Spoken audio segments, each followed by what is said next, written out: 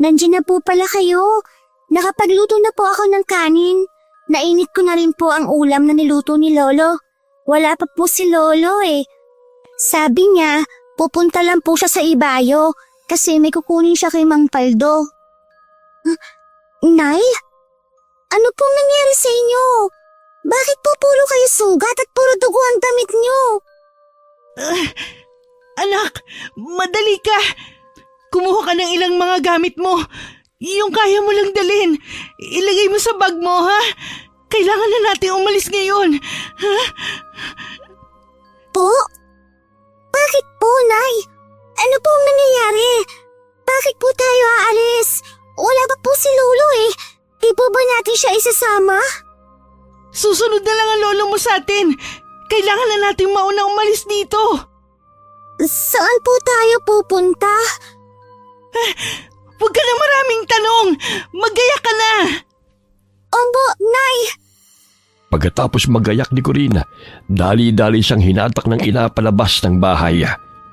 Kaliwat kanan ng lingon ni Nanay Carmen bago sila umalis. Habang naglalakad ng mabilis ang mag-ina, ay palingon-lingon pa ang ginang sa pinanggalingan para siguruhin na walang nakasunod sa kanila. Takang-taka naman si Corinne sa naging pasya ng kanyang ina. Humihingal na siya sa paglalakad at napapatakbo na rin para makasabay sa malalaking hakbang ng kanyang ina. Nay, ano po ang nangyayari? Bakit po tayo umalis sa bahay? Si Lolo po, naiwan natin. Huwag ka na magtanong. Kailangan natin makalayo dito. Hindi tayo dapat maabutan ng mga tao. Papatayin nila tayo. Po, bakit po? May nagawa po ba kayo? Kaya sila nagalit? Takbo na ko rin. Huwag ka lilingon sa likod. Tumakbo ka lang hanggat kaya mo, ha? Makinig ka kay nanay, anak. Ililigtas kita. Hindi ako papayag na mapatay nila tayo. Nandiyan na sila. Naririnig ko na ang mga yabag nilang hinahabol tayo. Bilis pa, anak. Bilisan mo pang tumakbo. Nay, ang bago po. Ang sakit. Tumama sa bato. Tayo na, anak. Nandiyan na sila. Hindi nila tayo pwedeng maabutan dito. Wala silang awa. Siguradong papatayin nila tayo. Dahil sa takot mula sa mga sinasabi ng kanyang ina, nilingon ni Corinne ang kanilang pinanggalingan. Lalo siyang nilukob ng takot nang makita ang taong bayan na may dalang sulo. Sumisigaw sa galit ang mga ito. Hinahanap sila at gustong patayin. Naghiwa-hiwalay ang mga tao para mapalibutan ang lugar. Nanginginig na sa takot si Corina at napahawak sa braso ng kanyang ina. Nay, bakit po sila nagagalit? Ano po bang nagawa natin? Bakit nila tayo papatayin? Masasama ang mga tao ko rin. Hindi ka dapat magtiwala sa kanila. Hindi tayo tanggap na lipunan kahit magpakabuti tayo. Ang tingin sa atin ng mga tao, halimaw. Kahit kailan, hindi nila matatanggap ang mga kagaya nating aswang. Kaya tumayo ka na, anak. Tumayo ka na. Kailangan natin makaalis sa lugar na to. Si Lolo po, Nay. Hindi pa po nakakauwi. Baka po patayin silang mga tao. Maiwan po natin si Lolo. Nay. Kaya ng lolo mo na humabol sa atin. Kailangan natin makaalis bago pa tayo maabutan ng mga tao. Tayo na ko rin. Tayo! Takbo, anak! Takbo! Kahit iniinda ni Corinne ang masakit niyang paa, binilisan niya ang kanyang pagtakbo. Pinilit niyang sabayan ang malalaking hakbang ng ina. Halos kinakaladkad na siya ni Nanay Carmen para lang mapadali ang kanilang pagtakas. Lalong napapabagal ang pagtakbo ni Corina dahil hindi na niya maaninag ang madilim na damuhan na kanilang binabagtas. Lumalamo rin ang kanyang paningin dahil sa mga luhang namumuo sa kanyang mga mata. Dahil sa takot ay napapalakas ang kanyang pag-iyak na kaagad namang sinaway ng ina. Maya-maya'y napahinto si Nanay Carmen at tinignan ang paligid. Bahagya siyang napatras nang makitang kumalat na ang mga tao sa lugar. Kitang-kita nila ang mga hawak nilang nagliliyab na suno. Napaliligiran na nila tayo. Anong gagawin natin? Nay, lumalapit na po sila sa atin. Ano pong gagawin natin? Anak, makinig ka ha. Alam mo naman ang gubat, di ba? Kabisado mo na, di ba? Po, Malinaw na ang paningin mo sa dilim, hindi ba anak? opo, Nay. Natutunan ko po dahil sa mga turo niyo ni Lolo sa akin. Magaling, mahusay kang bata. Ang lolo mo dadaan sa gubat para sunduin tayo. Natatandaan mo ba kung saan tayo lagi nanghuhuli ng mga hayop sa gubat? Opo, Nay. Doon dadaan ang lolo mo. Puntahan mo siya. Salubungin mo. Naiintindihan mo ba? Sige na, tumakbo ka na sa gubat, anak. Ililigaw ko ang mga tao. Sa ilog, kung saan tayo umiinom pagkatapos nating kumain ng mga hayop sa gubat, doon tayo magkikita. Sabihin mo sa lolo mo, ha? Nay, hindi ko po kayo iiwan. Sabay na po tayong salubuhin si Lolo. Ayoko iwan kayo dito, Nay. Kailangan mong umalis, anak. Dahil kung hindi tayo maghihiwalay ng daan, maaabutan tayo. Pareho tayo mamamatay dito. Naiintindihan mo ba? Sige na, tumakbo ka na sa gubat. Biglang napatras si Corinne nang magalit sa kanya ang ina. Namula ang mga mata nito at humaba ang matulis na pangil. Itinulak pa siya ng kanyang ina pagkatapos ay galit na umatungal para itaboy siya. Dahil sa atungal ni Nanay Carmen ay nakuha niya ang atensyon ng mga taong naghahanap sa kanila. Lalong natakot si Corinne kaya mabilis na tumakbo papunta sa gubat. Inisip niyang kailangang makita niya kagad ang kanyang lolo para mailigtas nila ang kanyang ina. Habang tumatakbo'y naririnig pa niya ang sigawan ng mga tao. Habang parang mabangis na hayop kung tugisin ang kanyang ina. Napahinto siya sa pagtakbo at nilingon sila. Kitang-kita niyang nasaan yung malaking aso na ang kanyang ina at mabilis na tumatakbo. Nagpapahabol ito sa mga tao. Pilit inilalayo ng kanyang ina ang galit ng mga tao para hindi masundan si Corinne. Pinagbabato naman nila si Nanay Carmen ng mga nag-aapoy nilang armas. Binalot yun na tela na isinausaw sa gas at saka sinindihan ng apoy. Ang ibang lalaki may dalang mahahabang latigo na gawa sa buntot pagi. Inihahagupit nila yun sa damo habang hinahabol ang ina ni Corinne. Napaiyak na ang bata dahil sa ginagawa ng mga tao sa kanyang ina. Maya-maya'y napaligiran na nila si Nanay Carmen. Dinig na dinig ni Corinne ang malakas na atungal ng kanyang ina habang salitang pinaghahagupit ng mga lalaki gamit ang kanilang latigo. Hindi na malaman ng bata kung ano ang gagawin. Malayo pa ang lugar na sinasabi ng kanyang ina kung saan ay naroon ang kanyang lolo. Kaya naisip na lamang niyang balikan si Nanay Carmen at pakiusapan ng mga tao na huwag itong saktan. Tigilan niyo po, Nanay ko. Huwag niyo po siyang saktan. Maawa po kayo sa kanya. Bakit ka bumalik? Sabi ko sa'yo umalis ka na. Alis na ako rin. Umalis ka na dito. Hindi ko po kayo iiwan, Nay. Ano bang kasalanan namin sa inyo? Bakit niyo sinasaktan ng nanay ko? Ang sasama niyo. Anong kasalanan nyo? Mga aswang kayo! Mga salot! Mga halimaw! Ang tagal na namin tinutugi sa mga aswang dito sa baryo. Akala namin galing sa ibang lugar. Kayo lang pala ang mga halimaw. Ang gagaling nyo magpanggap. Kung hindi pa namin nahuling nanay mo na lumalapan ng mga alagang hayop ni Paring Tonyo, hindi pa namin malalaman na kayo mga aswang na hinahanap namin. Dapat kayong mamatay! Hindi naman po kami nananakit sa mga tao. Sa tingin mo ba mapapaniwala mo kami, bubuwit na aswang? Hindi pa po ako aswang. Patawaran niya na po ang nanay ko. Huwag na po siyang sasaktan. Aalis na po kami, Mang Berting. Para maawa niyo na po. Pakawalan? Para ano? Sa ibang lugar naman kayo mamimirwiso? Doon naman kayo manlalapa? Ang mga halimaw na kagaya nyo ay hindi na dapat binubuhay. Mga salot! Mga kasama, itali na natin sila at sunugin natin ang buhay! Opo! Maawa po kayo sa amin! Mga walang iya kayo! Kayo mga halimaw! Mamamatay tao! Aswang lang ang pinapatay namin, Carmen. Pasensya na lang tayo. Pero mas poprotektahan namin ang aming pamilya kaysa sa palayain kayo. Mga walang puso! Kayo ang mga halimaw! Hindi naman kami kumakain ng tao! Marami pang aswang na mas masahol sa ugali ninyo! Pero hindi ninyo mahuli-huli! Kami na nananahimik!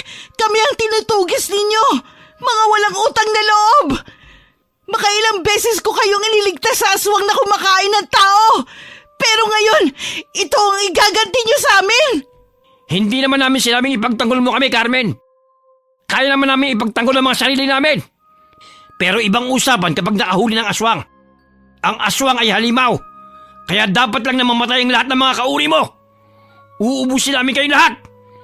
Kahit ang mga paslit na kagaya ng anak mo, susunugin din namin ang buhay. Mga hayop kayo! Huwag ninyo idamay ang anak ko! Wala siyang kasalanan! Inosente siya! Pakawalan niyo siya! Ako na lang ang saktan niyo! Huwag niyo idamay si Corinne! Anak! Tumakas ka na! Umalis ka na dito! Nay, hindi ko iiwan. Ayoko po. Dito lang po ako sa tabi ninyo. Paano na ako kapag wala ka? Huwag niyo po akong iwan. Parang awa niyo na po, Mang Berting.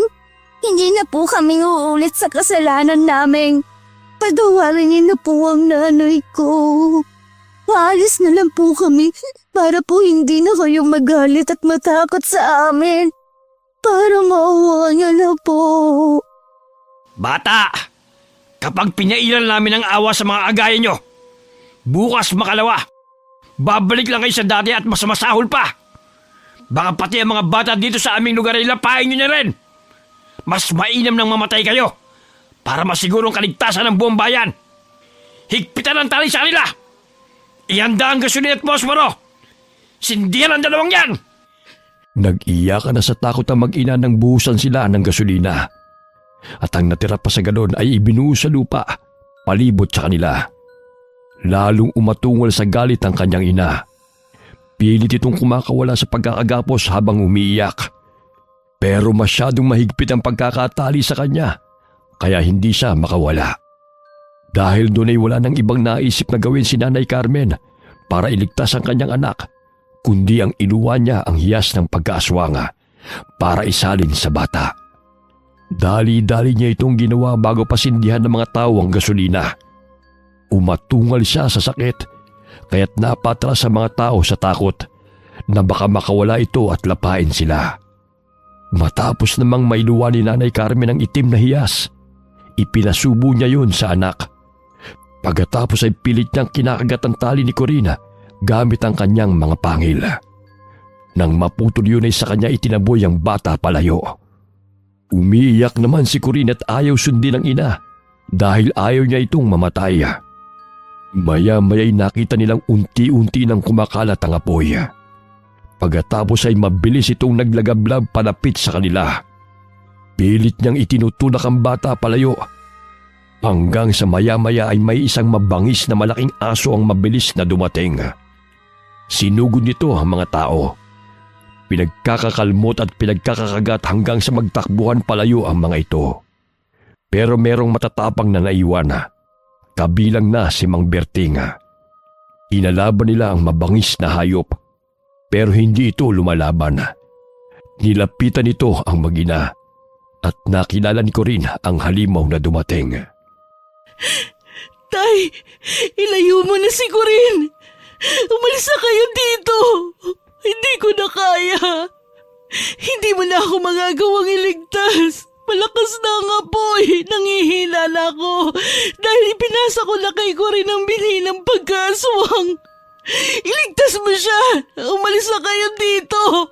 Umalis na kayo, bilis! Kakalagan kita. Sama-sama tayong aalis. Hindi, Tay! Makinig ka sa akin!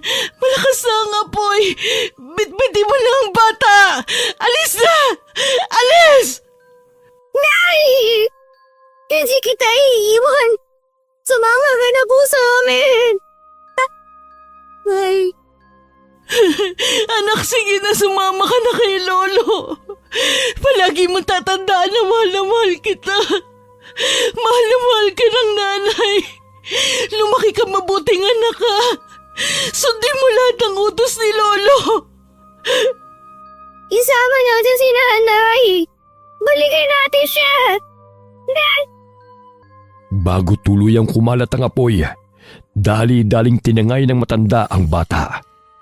Dahil nasa anyong malaking aso ito na kasing laki ng kabayo, mabilis niyang naitakas si Corinne. Hindi na rin sila hinabol ng mga tao dahil abala sila sa pagbabantay sa nasusunog na babae. Sa di kalayuan ay huminto ang matandang lalaki at binitiwan niya ang apo.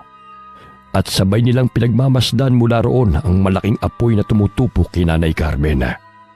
Iyak ng iyak ang bata at naglulupasay sa lupa dahil sa galit sa mga taong pumatay sa kanyang ina. Habang ang kanyang lolo'y tahimik na pinagmamasdan ng malaking apoy, hindi rin ito napigilan ng pagtulo ng kanyang luha. Niyakap na lamang niya ang apo at pilit na pinapatahan.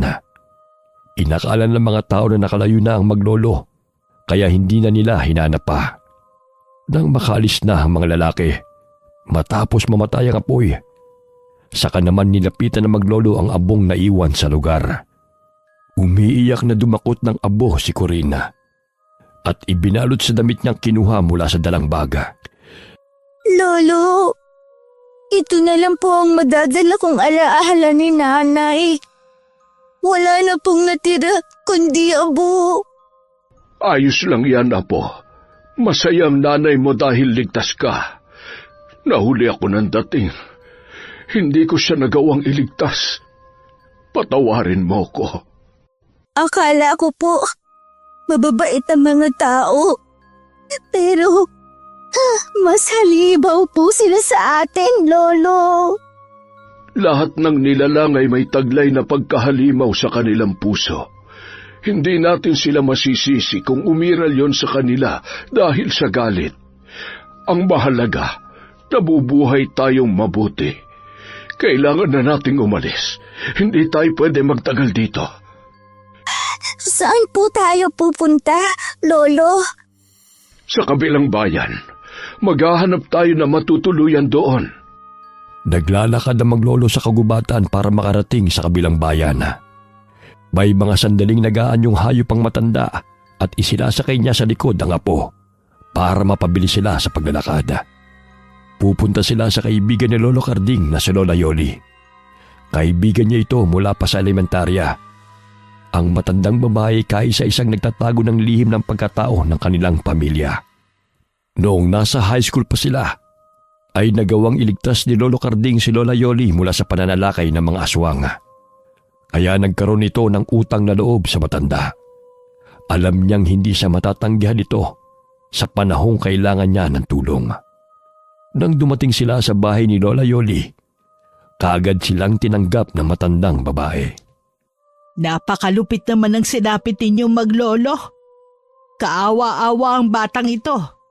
Napakaaga niyang naulila sa magulang.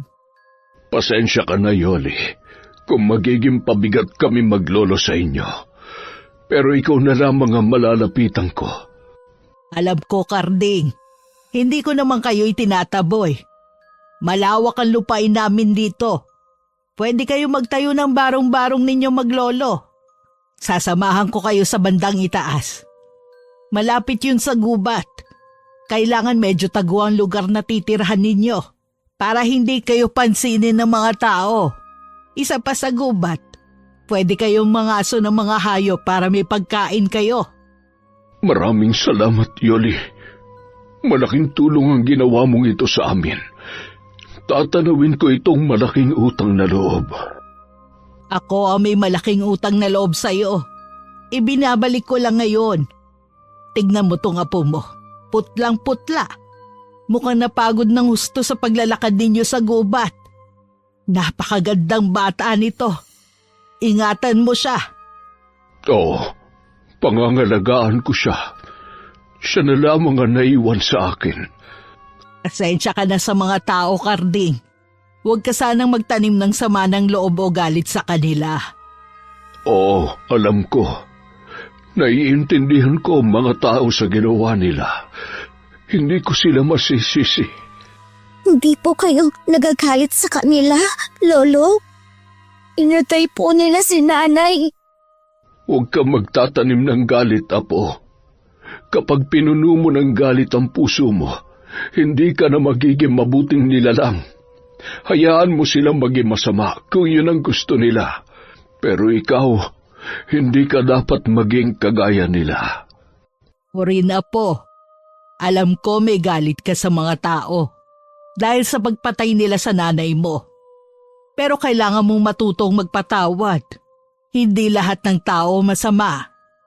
Meron ding mabubuti. Kagaya po ninyo, Lola.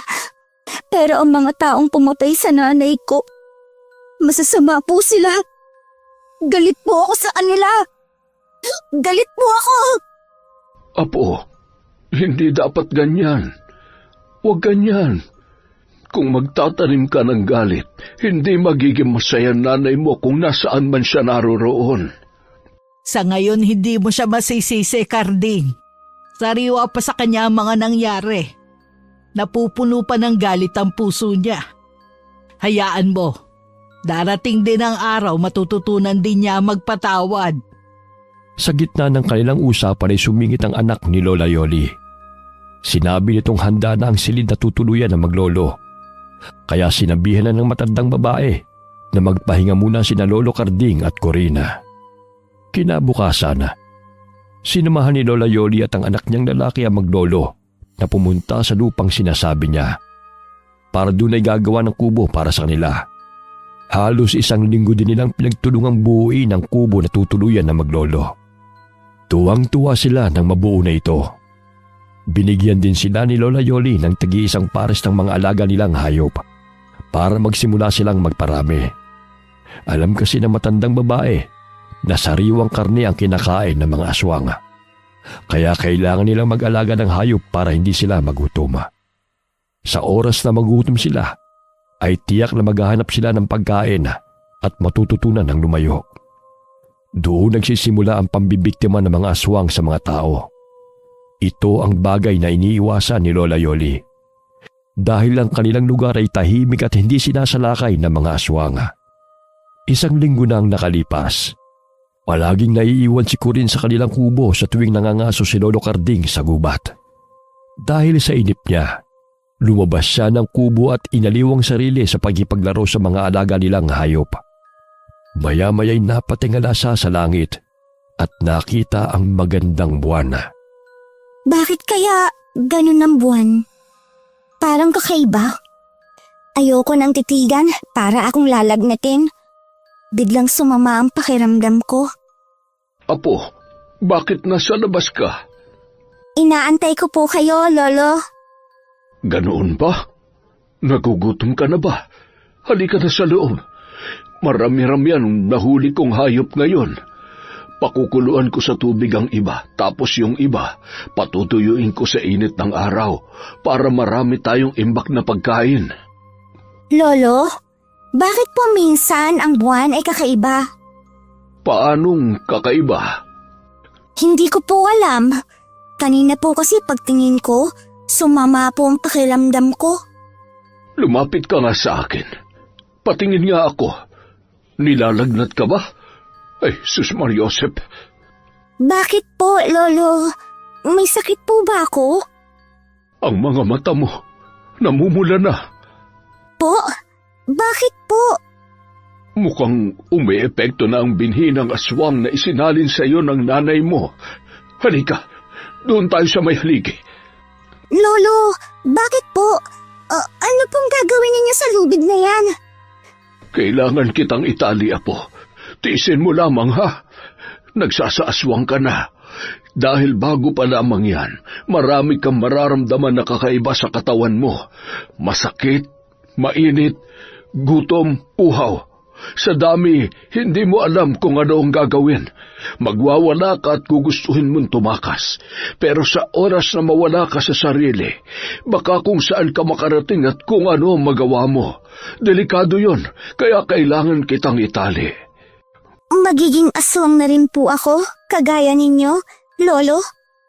Oo po, pero paunti-unti lang ang pagsasaaswang na mangyayari sa'yo hanggang sa matanggap na ng katawan mo at magamay ang pagbabago mo ng anyo. Kapag kaya mo nang kontrolin, pwede na kitang hindi talian. Pero sa ngayon, para sa iyong kaligtasan, kailangan ay nakatali ka lamang. Sige po, Lolo. Gustong-gusto ko na pong maging aswang kagaya po ninyo ni Nanay. Kung ako lang, hindi ko gugustuhin na matulad ka sa amin para hindi ka na masasaktan ng mga tao. Pero ipinamana sa iyo ng nanay mo ang binhi, kaya wala na akong magagawa pa. Ayoko pong maging tao, Lolo. Masasama ang mga tao. Mga halimaw sila. Pinatay nila si Nanay. Galit ako sa kanila. Galit ka pa rin sa kanila?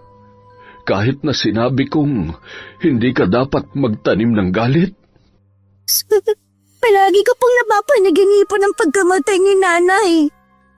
Nagmamakaawa kami sa kanila pero hindi sila kunik. Nakakatakot ang mga galit nilang mga mata. Gustong-gusto kaming sunugin. Galit ako sa kanila. Hindi ko makakalimutan ang sigaw at tiyak ni Nanay habang nasusunog. Ang abo na lang niyang tanging alaalang nakuha ko mula sa kanyang labi. Paano ko sila mapapatawad? Gusto ko nang maging aswang. Bakit gusto mong maging aswang ko rin? Balak mo bang maghiganti sa mga yon? Opo, Lolo. Ipaghihiganti ko po si Nanay. Mali. Hindi tama ang nasa isip mong yan. Kung ganyan lang ang plano mo, mas mabuti pang patayin na lamang kita.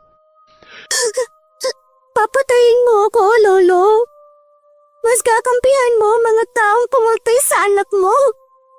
Ayokong balang araw ay makita kang nasa kalagayan ng nanay mo. Hindi ko kaya makitang pati ikaw ay susunugin nila. Kaya nga po, Lolo. Masasama sila. Kung nagagawa nilang patayin tayo na hindi man lang nila totoo, bakit hindi natin sila patayin din? Dahil sa mga sinabi ni Corina, nakatanggap siya ng malakas na sampal mula sa kanyang lolo. Ito ang unang beses na sinaktan niya ito. Umiyak ng umiyak ang bata. Dahil sa ginawa ng matanda ay nagtanim na rin siya ng galit. Hindi niya maintindihan kung bakit mas kinakampihan ng lolo niya ang mga taong pumatay sa kanyang ina. Tumitig na lamang si Corinne sa buwan na nakikita niya mula sa labas ng bintana. Naisip niyang kapag tinitigan niya yon, kagaya ng ginagawa ng nanay at lolo niya sa tuwing nagpapalit ng anyo bilang aswang, mas mapapadali ang pagiging aswang niya. Hindi nagtagal, nakaramdam na rin siya ng mga kakaibang pakiramdam. Namilipit siya dahil sa sakit ng kanyang tiyan. Kumakalam ito na para bang may kung ano sa loob na hinahalukay ang kanyang bituka. Nakakaramdam din siya ng matinding gutom at uhaw. Pagkain. Lolo, nagugutom po ako. Gusto ko pong kumain. Heto, kainin mo itong atay ng bago kong huling baboy sa gubat. Ayoko po niyan, Lolo. Ayoko ng nilagang karne. Hindi mabango. Gusto ko po ng sariwa. Yung buhay pa. Gusto kong ako ang pumatay sa kanya. Hindi. Hindi ko hahayaan na pumatay ka, kahit hayop pa yan. Ayokong kumain ka ng sariwang karne. Hindi ka dapat masanay sa ganoon. Sanayin mo ang sarili mo sa nilagang karne para hindi ka matakam sa hilaw. Ito ang kainin mo. Ayoko! Ayoko niyan! Gusto ko ng buhay. Ako ang papatay sa kanya gamit ang matutulis kong kuko. Nanilisik ang mga mata ni Corina at nagawa pa niyang kalmutin ang kanyang lolo. Nagalit ang matanda at nasampal na naman siya sa pisngi.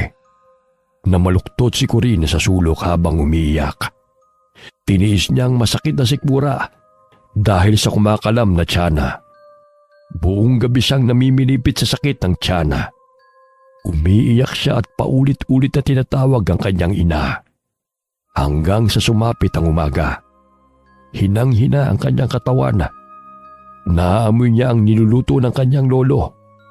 Pamilyar na sa kanya mabangong amoy ng nilagang karne. Dahil palaging yun ang kanilang kinakain. Lolo, ang bango po ng niluluto niyo ngayon. Gusto mo na uli ang nilagang karne? Opo, nagugutom po ako. Mukhang natapos na ang pagkalam ng tiyan mo sa sariwang karne. Kakalagan na kita sa pagkakatali. Halika, dito ka na sa lamesa humigop ng mainit na sabaw. Salamat po, Lolo. Apo, palagi mong pakatatandaan. Hindi ka pinapahirapan ni Lolo, ha? Ginagawa ko ito para hindi ka matulad sa mga aswang na lumalapan ng tao. Mabubuting aswang tayo. Ang mga tao, pwede natin maging kaibigan. Kagaya ni Lola Yoli mo, ang mga anak niya, tsaka mga apo. Opo, Lolo. Pasensya na po kayo kagabi. Nakalmot ko po kayo. Ayos lamang, apo. Hindi naman malalim ang kalmot na yon. Heto, humigop ka ng mainit na sabaw bago mo kainin ang karne. Hanggang kailan po ako magiging mabangis, Lolo? Mabangis? Ano ang ibig mong sabihin? Kagabi po. Di ba, naging mabangis na halimaw ako? Ah, yun ba?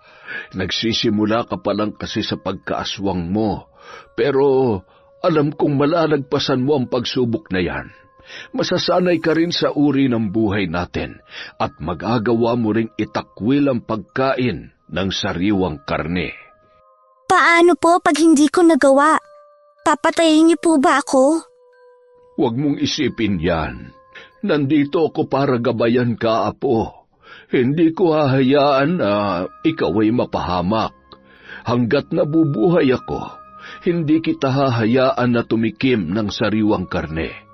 Hindi ka matutulad sa mga aswang na hayok sa laman hanggang sa hindi na makontento. Kaya nagagawa nilang lapain ang mga tao. Sige po, Lolo. Susundin ko po ang lahat ng sasabihin ninyo. Kahit mahirap po, hindi ako titikim ng sariwang karne. Ganyan. Tama yan. Sige, kumain ka na, apo. Kagabi pa walang laman yan tiyan mo. Pero dahan-dahan lamang sa pagkain, ha? Baka ikaw ay mabigla. Opo, Lolo. Masarap po kasi ang karne kahit nilaga lang. Oo, masarap talaga yan. Tuwing bilog ang buwan, itinatali ni Lolo Carding ang dalawang paa ni Corina para hindi makatakas. Habang lumilipas ang araw, pinatunayan ni Corinne sa kanyang lolo na hindi na siya naaakit at natatakam sa sariwang laman. Unti-unting naranasan ng bata ang ikalawang antas ng pagsasaswanga, ang pagpapalit ng anyo. Mas nahirapan siya rito kaysa sa una dahil binabanat ang kanyang katawan at mga buto. Dahil lumalabas ang kanyang pangil at matutulis na kuko. Humahaba na rin ang kanyang dila at naglalabas ng malalapot na laway. Kitang-kita ni Lolo Carding ang paghihirap ng kanyang apo. Kaya ibinigay niya ang langis na ginagamit nila para maibsan ang sakit sa tuwing nagpapalit ng anyo. Nanginginig ang kamay ng bata nang kunin ang langis na nasa garapon. Kahit nanlalambot ang katawan, ay inihaplos niya yon sa buong katawan. Nakatulong ang langis sa pagbawas ng sakit habang siya ay nag-iiba ng anyo. Nakatulong din ang pagtitig niya sa buwan. Pakiramdam niya ay nababalutan siya ng kapangyarihan. Kaya pagkatapos na magpalit ng anyo bilang isang munting asong gubat, ay bumalik agad ang kanyang lakas. Sa kauna-unahang pagkakataon, ay nagpakawala siya ng malakas na alulong habang nakatingala sa buwan. Bumalik din ang kanyang anyo bago pa sumapit ang umaga. Kagaya ng dati niyang ginagawa, naghahanap siya ng pagkain. Palagi namang may mainit na sabaw sa kusina na inihanda ng kanyang lolo. Sarap na sarap siya sa paghigop noon nang pumasok sa kubo ang matanda. Kumakain ka na pala, Apo.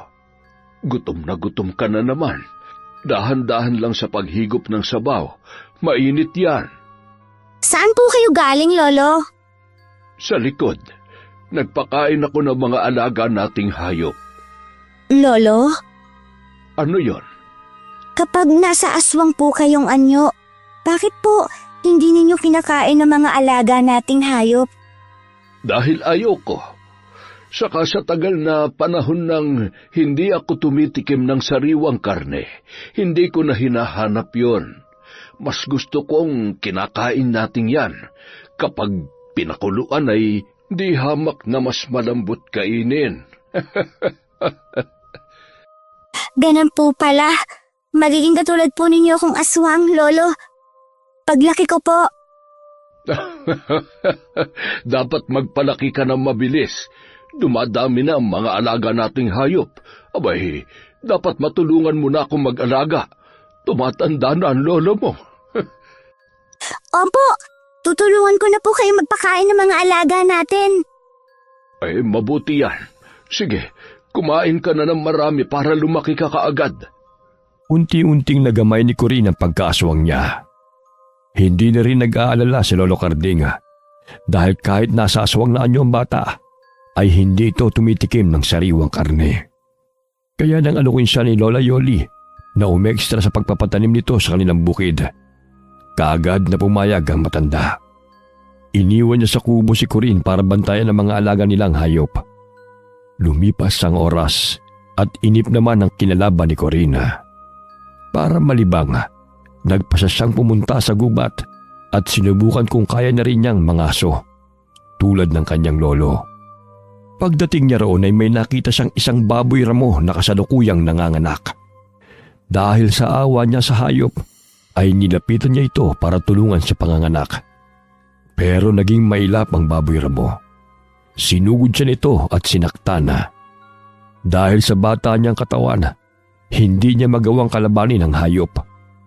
Nagkasugat-sugat ang katawan niya dahil sa mga pagsugod nito. Kahit na tumakbo'y hinabol pa rin siya ng mabangis na hayop. Nakaramdam na siya ng galit dahil ayaw tumigil ng baboy ramo. Biglang nagliyab sa pula ang kanyang mga mata at matalim na tinitigan ng baboy. Maya-maya'y lumabas na ang pagkaaswang ni Corinne. Isang kalaban ang tingin niya sa mabangis na hayop. Naglabasan ang kanyang pangil at mahabang kuko. Pagkatapos ay sinugod niya ang baboy ramo. Pinagsasasaksak niya ito gamit ang kanyang matutulis na kuko hanggang sa bumagsak sa lupa ang mabangis na hayop. Nagtalsikan pa ang dugo nito sa katawan at mukha ni Corinne. Nalasahan niya ang malansang dugo ng baboy ramo nang tumama sa kanyang bibig. Lalong pumula ang kanyang mga mata dahil sa kakaibang nalasahan. Tumulo ang malapot niyang laway nang tignan niyang nakahandusay na hayop sa kanyang harapan. Hindi na niya napigilan ang sariling lapain ito. Para siyang sabik sa pagkain. Sarap na sarap siyang inubos ang laman loob ng baboy ramo. Pati na rin ang big nitong hindi na nagawang isilang. Nang mabusog si Corinne ay saka siya bumalik sa wisyo. Gulat na gulat siya sa kanyang nagawa. Sa sobrang takot ay halos hindi na siya makatakbo. Nanginginig ang mga kamay at tuhod. Umiiyak siyang umuwi at naabutan niya si Lolo Carding na nasa labas ng bahay. Corinne? Oh, ano nangyari sa iyo? Bakit ganyan ang itsura mo? Puro ka dugo. Ano nangyari? Saan ka nang galing? Lolo, yung baboy po kasi. Natake po niya ako. Nagpunta ka sa gubat? Bakit? Gusto ko lang pong subukan manghuli ng hayop. Gaya po nung ginagawa niyo. Hindi mo dapat ginagawa yon. Masyado ka pang bata. Gawa ba ito sa inang mabangis na hayop? Puro kasugat. Anong ginawa mo sa hayop na yon, ha? Corinne, umamin ka. Sinaktan mo ba ang hayop na yon? Sumagot ka! Lolo, Hindi ko po sinasadya. Natakot po ako. Napatay mo ba ang hayop na yon? Opo. Napatay mo lang, hindi ba? Hindi mo naman nilapa. Lolo, Kinain mo? Kinain mo yung hayop? Ha, Corin? Sumagot ka! Hindi na sumagot si Corin dahil mas natakot siya sa galit ng kanyang lolo. Pero dahil sa kanyang pag-iyak, naisip ng matanda na nilapa ni Corin ang hayop na sumalakay sa bata. Halos matumba sa kinatatayuan si Lolo Carding nang makumpirma ito. Namutla siya at halos nahirapan sa paghinga. Kumuha siya ng tubig saka ito ininom para pakalmahin ang sarili. Hindi nagsalita ang matanda. Nagmamadali siyang umalis ng bahay. Pagbalik niya ay may dala na siyang kadenang bakal at may kantado. Lolo, bakit po kayo may dala niyan? Ano pong gagawin niyo? Nakatikim ka na ng sariwang karne, Corin. Hahanap-hanapin mo na yon. Lalo na kapag bilog ang buwan at magsasaaswang ka, hindi kita mapipigilang umalis. Maghahanap ka ng pagkain na magbibigay kasiyahan sa sikmura mo. Hindi ko na po ulitin, Lolo. Patawad na po. Huwag niyo na po akong ikadena, Lolo. Para niyo na pumawa. Ayoko pong makulong lang dito sa bahay, Lolo. Para sa iyo ang ginagawa kong ito, Corin. Kahit labag sa kalooban kong ikadena ka, kailangan kong gawin. Ayokong isang araw ay malaman kung lumalapa ka na ng kung ano-ano o kung sino. Hanggat hindi mo lubusang nakokontrol ang sarili mo, mananatili kang nakakadena. Ayoko po. Sorry po. Hingi na po ako ulit, Lolo. Tiniis ni Lolo Carding ang kanyang apo, kahit na umiyak ito at nagmamakaawa.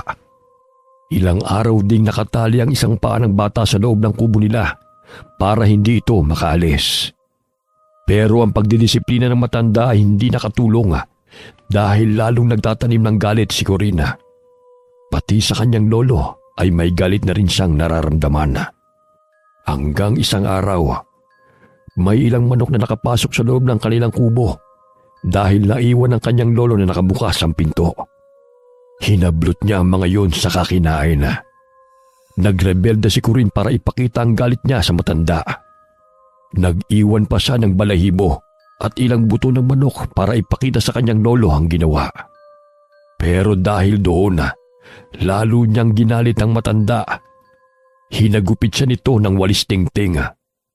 Bawat hampas nito ay lumalatay sa katawan ng bata. Iyak ng iyak si Corina. Pero sa mga sandaling yon ay hindi na siya humihingi ng tawad sa kanyang lolo. Tinatanggap lamang ng bata ang bawat hampas ng walis tingting, kasabay ng matatalim niyang tingin na ipinupukol niya sa malayo. Napansin pa ng matandang lalaki ang pagkuyom ni Corin ng kanyang kamao. Kaya inihinto nito ang pagpalo sa apo. Mahinahong kinausap ng matanda ang kanyang apo. Nagagalit ka? Bakit? Dahil sa pagdidisiplina ko sa iyo? Anong gusto mong mangyari? Bakit po ba palagi ninyo akong binabawalang kumain ng mga pagkain para naman sa atin? Lolo, hindi pa. Mga aswang tayo. Normal sa atin ang kumain ng sariwang karne. Ano ba ang masama doon? Lumalaban ka na ngayon. Gusto mo nang kumain ng hilaw dahil nasarapan ka sa hayop na nilapa mo sa gubat. Gusto mo bang tuluyang maging halimaw? Ha? Mga halimaw naman po talaga tayo, di ba? Kahit nagpakabait tayo, hindi magbabago ang tingin sa atin ng mga tao. Mga halimaw pa rin tayo na ayaw nilang makasamang mabuhay dito sa mundo. Kahit wala tayong ginagawang masama, kahit ibang aswang ang masama, damay-damay lahat sa kanila. Wala naman tayong kakampi kundi ang sarili natin. Saan mo nakukuha mga sinasabi mong yan? Kung nilapa mo lang po ang mga taong yon, hindi sana mamamatay si nanay. Maihiligtas mo sana siya. Pero hindi mo ginawa. Hinayaan mo masulong si nanay sa apoy. Pinabayaan mo siya. Nagre-rebelde ka dahil sa mga ginawa ko? Gusto mong gumanti sa mga tao, ganun ba? Opo, ipaghihiganti ko ang nanay ko. Sige, gawin mo. Mukhang kayang-kaya mo na nga ang sarili mo sa batang edad mong yan. Sige, magsaswang ka at gantihan mo silang lahat. Galit na kinalaga ng matanda ang kanyang apo sa pagkakatali ng paa nito sa kadena. Pagkatapos ay kiniladkad pa niya itong palabas ng bahay. Ipinagtabuyan niya ang apo habang sinasabihan nitong gawin na ang gustong paghihiganti. Sa sama ng loob ni Corinne sa kanyang lolo, tumakbo siya at lumayo. Umiiyak siya habang tumatakbo at hindi na pinapansin kung saan siya nakarating. Napadpad siya sa gilid ng kalsada kung saan may nakita siyang lalaking naaksidente sa motor. Duguan ang binti ng lalaki habang pilit na itinatayo ang motor. Mula sa kinaroroonan ni Corina ay amoy na amoy niya ang malansang dugo ng lalaki. Nang dating sa kanya ay napakasarap na inumin. Namula ang kanyang mga mata at lumabas kagad ang kanyang pangil. Gusto niyang salakayin ng lalaki pero hindi niya nagawa. Tinignan na lamang niya ito hanggang sa makaalis. Pagkatapos ay naglakad na uli siya pabalik sa kanilang bahay. Wala siya sa sarili habang naglalakad at panay pa rin tulo ng kanyang luha. Maya-maya'y nakarinig siya na nagsalita. Corinne, ikaw ba yan, apo? Lola, Yoli. Ano ginagawa mo rito sa kalsada? Baka mamaya masagasaan ka ng mga sasakyan. Delikado rito para sa bata. Halika, sumakay ka dito sa tricycle. Pambihira ka, ang layo na narating mo ah. Mabutit na padaan kami. Saan po kayo galing? Sa palengke. Lingguhan kaming pumupunta doon para mamili ng pang-isang linggong pagkain. Malayo kasi ang palengke dito sa atin, apo. Nasaan pala ang lolo mo? Bakit hinayaan kang lumabas ng walang kasama? Pasensya na po. Hayaan mo na. Ako na lang ang kakausap sa lolo mo. Tamang-tama at nakita kita. Nung nakarang araw pa kita naiisip Kasi may mga pinagliitan na damit dun sa bahay. Ito kasing apo ko nakaedad mo, malaking bulas na bata. Ang bilis liitan ng mga damit. Ibibigay ko sa iyo ang mga yon. Tiyak na magugustuhan mo. Abay, magaganda ang damit na yon. Bagay na bagay sa iyo. Salamat po, Lola.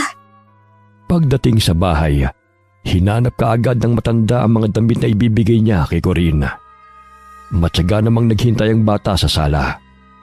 Nang makuha na ni Lola Yoli ang hinahanap, ay kaagad niyang ipinakita sa bata. Ipinasukat pa niya ang ilan sa mga damit. Tuwang-tuwa si Corinne dahil nagustuhan niya ang mga damit na yon. Pagkatapos nilang magsukat, ay mismong si Lola Yoli na ang naghatid kay Corinne sa kubo nila. Habang naglalakad sila, naisipan ni Corinne na tanungin ang matanda. Lola Yoli, Ano yun, apo? mga aswang po kasi kami. Hindi po ba kayo takot na baka kainin namin kayo? Bakit naman kami matatakot sa inyo? Mga aswang po kasi kami. Hindi po ba kayo takot na baka kainin po namin kayo? Bakit? Kakainin mo nga ba ako? Abay, matanda na ako. Makunat na ang balat ko. Kaya mo pa ba akong kainin? Hindi ko po alam. Alam mo, apo, marami ang aswang na namumuhay sa mundo. Ang mga aswang parang tao lang din. May masama at mabuti. Kayo ng lolo mo, nabibilang kayo sa mabubuting aswang. Bakit naman ako matatakot sa inyo? Minsan nang iniligtas ng lolo mo ang buhay ko noon. Siguro kung magkapalit kami ng sitwasyon, ganun din ang gagawin ko sa kanya. Tayo ang nagpapasya kung magiging mabuti ba tayo o hindi. Ang lalim ng tanong mo para sa isang bata Mukhang marami kang iniisip. Umalis po kasi kami sa dati naming tinitirhan kasi masasama po ang mga tao doon. Oo, sadyang may mga masasamang tao talaga sa mundo. Ano po ang dapat gawin sa kanila? Merong lumikha sa atin, Corinne. Ipaubayan na natin sa kanya ang pagpapasya sa bagay na yan. Basta ang mahalaga, nabubuhay tayong hindi nakakapanakit ng tao. Mabuti kang bata, kasi mabuti rin ang lolo mo. Kaya alam kong hindi kayo mananakit. Nang makarating sila sa kubo, kinausap ni Lola Yoli ang lolo ni Corina. Tahimik namang nakikinig ang bata sa usapan ng dalawang matanda. Inaalam niya kung galit pa rin ang kanyang lolo. Nakita ko siya sa gilid ng kalsada na naglalakad habang nakatulala. Pinagalitan mo ba ang bata, ha, Karding? Oo, napagbuhatan ko siya ng kamay. Hindi tamang pagdedisiplina ang pananakit, Karding. Ayusin mo nga ang buhay mo. Lalayo ang loob sa'yo ng bata kapag mali ang pagdidisiplina mo sa kanya. Tama ka nga siguro. Natatakot lamang ako, Yoli. Natatakot akong baka maging mas masahol pa sa halimaw si Corinne. Matinding galit ang itinatago niya sa kanyang puso dahil sa pagkamatay ng kanyang ina. Gusto niyang makapaghiganti. Dapat talaga siyang magabayan ng tama. Hindi mo siya dapat iniiwan dito sa kubo ng mag-isa. Isama mo siya kahit saan ka magpunta para nababantayan mo siya. Sige, hayaan mo't gagawin ko yan. Pagkatapos ng usapan nila, ay nagpaalam na rin ang matandang babae. Pagkalis naman ito, ay saka naman hinarap ni Lolo Karding si Corina. Anong nakita mo sa daan kanina? Po? Bakit hindi mo nilapa ang lalaking yon? Di ba naghihiganti ka? Gusto mong manakit ng mga tao? Bakit hindi mo ginawa? Hindi ko po alam. Para po kasing kawawa siya. Mukha po siyang napilay. Kawawa? Naaawa ka sa kanya? Opo. Ganun pala. Maglinis ka na ng katawan at kumain na tayo. Matutulog tayo na maaga. Bukas, isasama kita sa bukid para hindi ka naiinip dito. Hindi na po kayo galit sa akin, Lolo. Ikaw ba? Galit ka ba sa akin? Dahil sinaktan kita? Kanina po. Pero ngayon hindi na. Ako rin. Hindi na ako galit sa iyo, Apo. Lolo. Tama. Huwag ka nang umiyak. Palagi mong isipin na mahal ka ni Lolo, kaya kita dinidisiplina. Dahil ayaw ko mapahamak ka. Ha? Pero kahit kailan, hindi ako magagalit sa iyo. Ikaw na lamang ang tanging meron ako. Natatakot lamang ako na baka mawala ka rin sa akin, Apo. Hindi ko po kayo iiwan, Lolo. At hindi rin po ako papayag na saktan kayo ng mga tao. Kagaya ng ginawa nila kay nanay. Ako rin. Ayaw ko rin mangyari yun sa iyo. Kaya hanggat maaari, pilit kitang inilalayo sa tukso. Ayaw ko maging halimaw ka, kagaya ng tingin ng mga tao sa ibang aswang. Kaya dapat, maintindihan mo si Lolo, ha? Opo. Bawat araw na lumipas, palagi nang isinasama ni Lolo Karding ang kanyang apo kahit saan siya magpunta. Nang araw na yun ay sumama sila sa pagpipitas ng mga mais sa taniman ni Lola Yodi. Nalibang din si Corinne sa pamimitas, kaya marami ang naipon nila sa tiklis. Hindi tumatanggap ng bayad na pera si Lolo Karding. Ang hinihingi na lamang niya sa matandang babae ay pagkain para sa mga alaga nilang hayop. Binigyan din sila ng mais para may makain silang maglolo. Hapon na mag-uwi ang lahat ng trabahador sa bukid. Naglalakad na rin pauwi ang maglolo. Masaya silang naglalakad nang biglang may naramdaman si Lolo Karding na mga kakaiba sa paligid. Nang igala niya ang paningin, nakita niya ang mga kakaibang hayop na mabilis na tumatakbo papunta sa taniman. Bakit po, Lolo? Mukhang may sasalakay sa taniman ni Yoli. Ilang araw ko nang napapansin na palaging may mga mais na nasisira. Sinasabi ko na nga ba't may sumasalbahe sa mga tanim? Sino naman po? Halika't alamin natin. Hindi sila ordinaryong mga nilalang. Bukod po ba sa tao, hayop at aswang, may iba pang nabubuhay sa mundo, Lolo? Hindi, Apo. Palagay ko ay mga aswang din ito. Pero mga magnanakaw sila. Halika dito. Magtago tayo dito sa matataas na mais at namahuli natin sila. Inintay nilang makalapit ang mga magnanakaw. Maya-maya'y isa-isa nang nagdatingan ng mga hayop na nasa anyong baboy. Pagkalapit nila sa maisan, ay kaagad na nag-anyong tao ang mga ito. Pinagpipipitas nila ang bunga ng mga mais at isinisilid sa bag na nakasukbit sa kanilang likod. Oo nga, mga aswang din sila. Anong aswang po sila, Lolo? Mga kiwig sila, Apo. Mga aswang na ayaw magbanat ng buto. Ang gusto lang ay magnakaw. Hindi ako papayag na kunin nila ang mga mais ni Oli. Lolo, ano po ang gagawin ninyo? Masyado po silang marami. Baka masaktan lang po kayo. Dumito ka lang. Huwag kang lalabas dito sa pinagtataguan mo, ha? Nanatiling nakatago si Corinne at pinapanood ang gagawin ng kanyang lolo. Kahit matanda na'y matapang at maliksi pa rin kumilos si Lolo Carding. Mahinahon itong kinausap ang mga kiwig. Pero tinawanan lang ng mga aswang ang matanda. Nang hindi na magustuhan ng mga ito ang pagbabawal ni Lolo Carding sa kanila, bumalik sa pagkaaswang ang mga lalaki at sinalakay na ang matanda. Nagpalit naman ng anyo si Lolo Carding bilang bagat. Isang malaking asong gubat na kasing laki ng kalabaw. Nilabanan niya ang mga kiwig, ang mga aswang na nasa anyong baboy ramo. Dahil mas malaki si Lolo Carding sa mga kiwig, hindi niya iniinda ang mga pagsalakay ng mga ito. Hindi naman sinasakta ng matanda ang mga aswang. Sa halip ay tinataboy lamang niya ang mga ito. Galit siyang umaatungal sa mga kiwig habang pilit silang itinataboy. Pero mas nanaig ang galit ng mga baboy ramong aswang. Pinagtulong-tulungan nila ang matanda. Pinagkakagat nila ng sabay-sabay sa iba't ibang parte ng katawan si Lolo Carding hanggang sa maibuwal nila ito. Nakaramdam ng galit si Corinne sa mga kiwig dahil sa pananakit ng mga ito sa kanyang lolo. Nagpalit ng anyo bilang aswang ang bata at saka lumabas sa pinagtataguan. Tigilan niyo ang lolo ko! Sinabi kong huwag kang lalabas doon. Hindi mo sila kaya. Magtago ka na uli, Apo.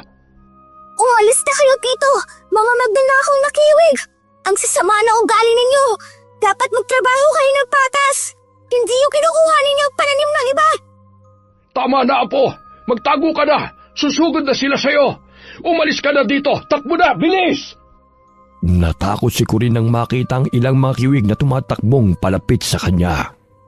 Hindi na niya malaman ang gagawin, pero buo ang isipan niya na lumaban. Kasing laki niya ang mga baboy ramong aswang, kaya naisip niyang kaya niyang tapatan ang lakas ng mga ito. Ikinaskas niya ang unahang paa sa lupa at saka nagbuga ng hangin na pinadaan sa ilong. Sinalubong niya ng matalim na tingin ang mga papalapit na kiwig. Bawat lumalapit ay binabangga niya ang ulo ng mga ito. Pagkatapos ay kinakalmot gamit ang matutulis niyang kuko. Nang masaktan siya ng isa sa mga kalaban, ay lalong nag-igting ang kanyang galit. Mas mabilis siyang sumugod at dinamba ang mga kalaban. Pagkatapos ay pinagkakagat niya ang mga ito. Sinusuwag naman siya ng mga kiwig gamit ang mahaba nilang pangil. Umatungal sa sakit si Corinne. Pero lalo niyang ikinatapang ang bawat sugat na kanyang natatamo. Maya-maya'y lumapit na sa kanya si Lolo Carding. Huwag ninyong gagalawin ang apo ko. Akong makakalaban ninyo. Okay na po kayo, Lolo? Oo naman. Hindi naman umabot sa bituka ko mga atake nila.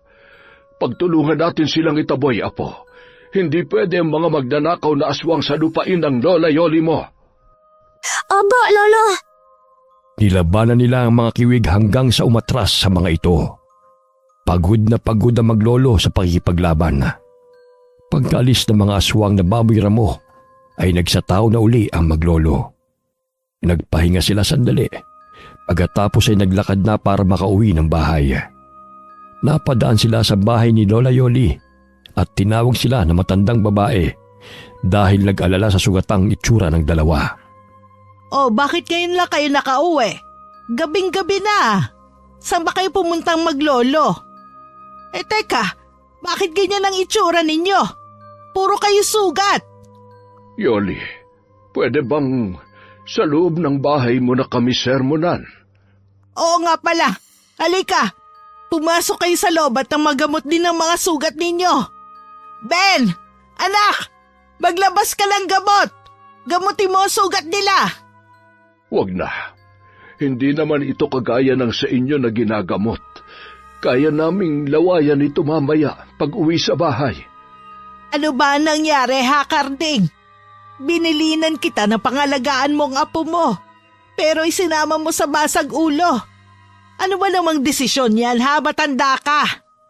Sinalakay na mga kiwig ang taniman mo ng mais, Yoli. Anong sabi mo? Mabuti at kami ang huling umalis. Kaya pala nasisira ang mga pananim at nauubos ang mga bungay dahil natutunan na nakawin ang mga aswang kapag gabi. Kaya ba ganyan ang itsura ninyo dahil kinalaban niyo sila? Oo. Pero dapat hindi na ninyo sila kinalaban. Mas delikado yun. Hindi naman nila mauubos na nakawin ng mga pananim eh. Ang ikinatatakot ko, malaman nilang may aswang akong tinatago.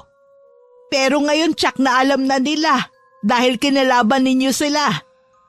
Mas malalagay tayo sa peligro. Sa katunayan ang problema ko sa mga magdadakaw ng pananim dati pang nangyayari. Ngayon ko lang nalaman na hindi tao ang may gawa, kundi mga aswang. Kailangan ninyo magtanim ng mga pangontra sa aswang, kagaya ng bawang at kalamansi. Dapat paligiran ninyo ang lupain ng mga halamang yon. Hindi na kayo makakapasok sa taniman kung ganon. Hindi naman kami dadaan sa mga tanim na yon.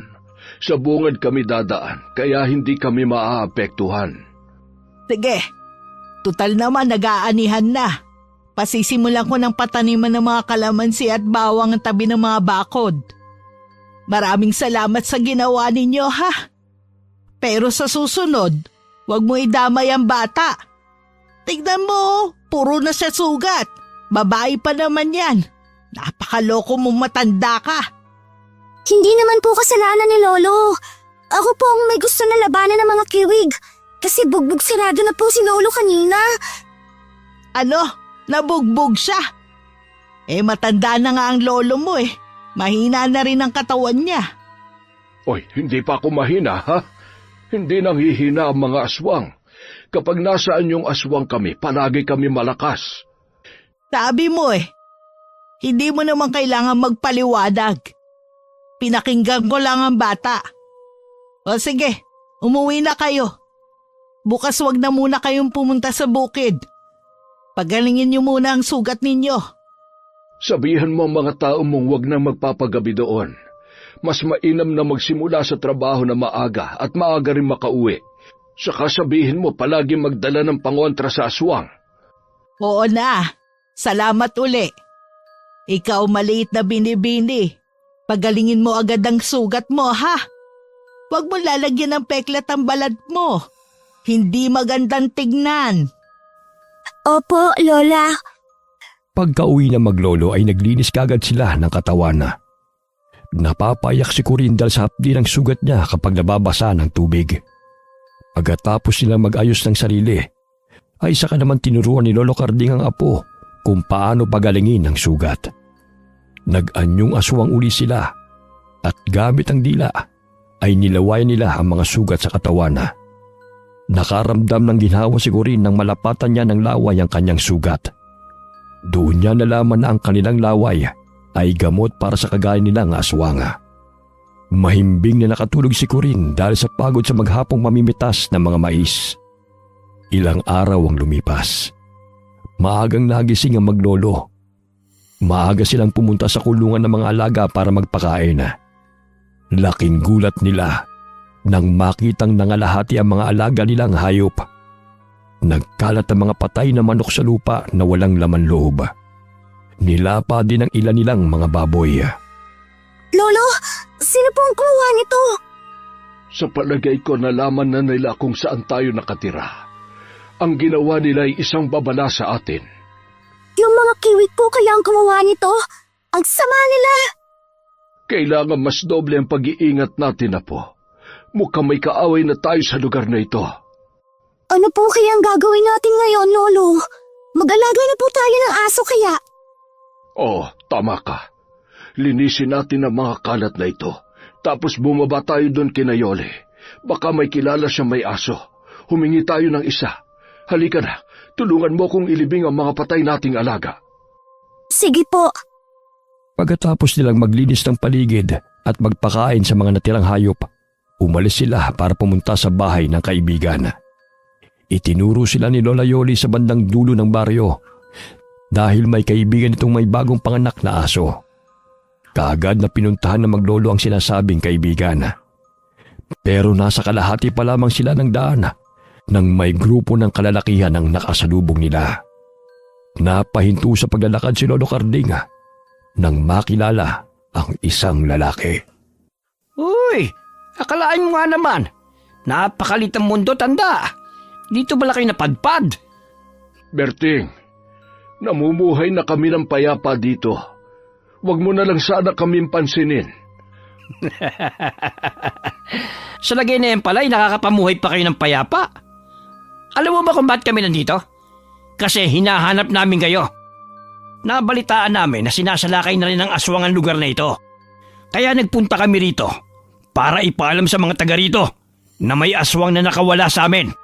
At pinaghahanap pa rin namin hanggang ngayon. Dito lang pala namin kayo makikita. Wala kaming kinalaman sa mga aswang na sumasalakay dito, Berting. Pabayaan mo na kami ng apo ko. Hindi pwede. Ngayon na nakita ka na namin, paalisin ka na lang namin? Dapat ubusin ang mga aswang na kagaya nyo. Hihintayin pa ba namin na may masawi sa amin bago kumilos? Wala po kaming pinapatay na tao. Kayo nga pong pumapatay. Pinatay ninyo ang nanay ko. Sinunog nyo ng buhay. Aba, tumatabang na rin ang batang to ah. Alam mo bata, dapat talagang patay ng nanay mo dahil aswang siya. Ngayon, kayo naman maglolo ang isusunod namin. Lahat ng mga aswang ay papatayin namin. Susunugin namin ang buhay. Walang aswang ang pwedeng manirahan sa lugar ng mga tao. Mga kasama, hulihin na sila. At para may saysay ang kanilang pagkamatay, doon natin sila susunugin sa lugar na pinagsunugan natin sa babaeng aswang na yon. Inilabas ni Mang Berting ang kanyang latigo na buntot pagi at inihampas-hampas pa sa hangin. Pagkatapos ay ngumiti, saka tinignan ng matalim ang maglolo. Naramdaman naman ni Lolo Carding ang galit ng kanyang apo nang humawak ito ng mahigpit sa kanyang braso. Huwag, Apo. Pigilan mo ang galit. Huwag mo siyang patulan. Pero, Lolo, huhulihin po nila tayo. Ang gusto niya ay magpalit talaga tayo ng anyo sa lugar na ito para mahuli niya tayo at hatulan ng kamatayan. Pigilan mo ang iyong sarili. Pwede nyo namang ipagtanggol ang sarili nyo eh. Magsaaswang na kayo. Huwag nyo nang pigilan yan. Paano kayo lalaban yan? Gugusto na ba nyong mamatay kagad nang hindi man lang nakakagante? Tinanggap nyo na kagad ang pagkamatay ni Carmen? Hindi tayo magkatulad, Berting. Hindi kami pumapatay kagaya ng ibinibintang ninyo. Kitang-kita ko kung paano nilapan ng anak mo ang mga alagang hayop ni Parentonyo, tanda. Paano masasabing hindi kayo pumapatay? Kung ayaw nyo magpalit ng anyo, papalabasin ko na lang ang pagkaaswang nyo. Pagkasabi nun ay pinalibutan sila ng mga lalaking masasama ang ngiti at tingin sa kanila. Inilabas na rin ng mga kasama ni Mang Berting ang dala nilang itak at iniaamba sa maglolo. Sinusundan ng tingin ng maglolo ang bawat kilos ng mga lalaking humahakbang paikot sa kanila. Takot na takot si Corinne. Mahigpit naman siyang hinawakan ng kanyang lolo sa braso. Naunang umatake si Mang Berting. Hinagupit niya ng latigo ang maglolo. Paulit-ulit niyang ginagawa habang tumatawa. Pinipilit nitong pagpalitin ng anyo ang maglolo. Napaupo na si Lolo Carding para protektahan ang apo sa mga hagupit ng lalaki. Maya-maya'y nakarinig sila ng boss na pumipigil sa grupo ni Mang Berting sa pananakit sa kanila. Nang tignan ni Lolo Carding kung sino yun, nakita niya si Lola Yoli na dumating sakay ng tricycle na minamaneho ng anak nitong lalaki. Anong ginagawa mo, Berting? Bakit mo hinahagupit ng latigo ang dalawang yan? Ikaw pala, Aling Yoli. Ipapakilala ko lang sa iyo ang maglolo na ito. Sila yung mga tinutugis kong mga aswang. Napatay na namin ang anak ng matandang to. At silang dalawa naman ay nakatakas. Sa wakas, natagpuan din namin sila. Kaya kukunin namin sila at dadalhin sa aming lugar para doon parusahan. Ano ang patunay mo ng mga aswang sila? Hindi ka naman taga rito pero dito ka nagmamalupit. Umuwi ka doon sa lugar ninyo at doon ka manghuli ng mga aswang. Kung may aswang man sa lugar namin, hayaan mo kami ang humuli sa kanila. Hindi ka naniniwala na aswang sila? Hayaan mong ipakita ko sa iyo. Hahagupitin ko sila hanggang sa mapilita magpalit ng anyo. Tumigil ka! Walang aswang na gumagala kapag ganitong oras. Hindi ba't ang mga aswang ay takot sa sikat ng araw? Hindi mo kilala ang lahi nila, tanda. Huwag ka na makialam dito. Umalis ka na lang at dumiretso ka na sa pupuntahan mo. Kayong dalawa, sumakay kayo sa tricycle. Ako ang magdadala sa inyo sa barangay. Kung talagang aswang kayo, darating ang oras na magpapalit kayo ng anyo nang hindi sinasaktan. Ikaw naman, Berting, kung gusto mo makita ang pagpapalit nila ng anyo, dalawin mo na lang sila sa barangay. Bakit mo pinagtatakpan ng dalawang yan? Hindi ko sila pinagtatakpan. Inilalayo ko lang sila sa mga kagaya mong hindi nag-iisip. Dali-daling sumakay sa tricycle ang maglolo para makaiwas sa lalaki. Pagkatapos ay sumakay na rin si Lola Yoli sa tricycle at iniwang nagngingit-ngit sa galit si Mang Berting. Dinaanan nila ang asong hinihingi ni Lolo Carding.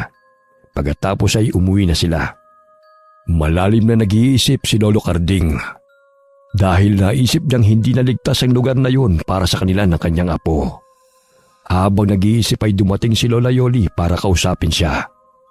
Binigyan siya nito ng malaki-laking halaga at sinabihan siyang umalis na sa lugar at magpakalayo-layo.